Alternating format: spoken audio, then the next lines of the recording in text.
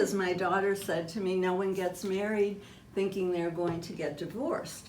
And so we don't have that self-image of, oh, my marriage isn't going to work out, okay? You know, and in my family, I was the first one to divorce. So it was like, you know, how could I do that? And you're supposed to stick in there. And, well, I stuck in for 36 years, and it was almost killed me.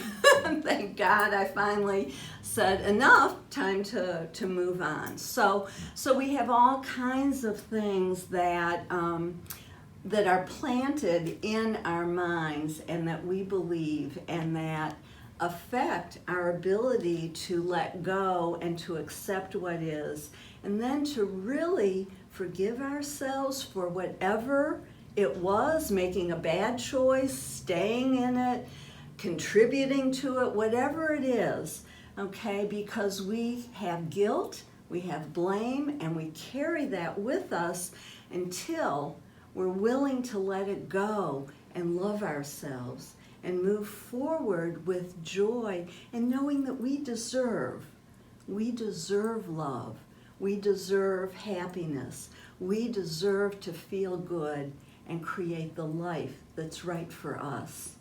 And so a divorce can be an opportunity again. So until we break those patterns, until we take a good look at what's going on, that I'm winding up with the same experience over and over again, and how do I shift this so that I can live the life I want?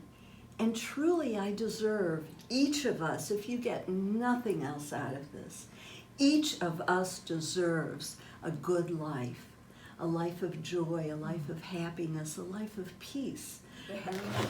Speaking of lavender, it's one of the things that helps to calm people, and it also helps to bring in blessings, good luck, financial abundance. Oh, let me take a bath. Yeah, I'm kidding. Take a shot of that. Yes, so I put some on every day. If you have trouble sleeping, it can calm you before bed. Some people spray it on their pillows. So lavender is like a go-to. It's a wonderful essential oil. But I do, each time I do whatever I do it differently because of the energy and what the people need who are here.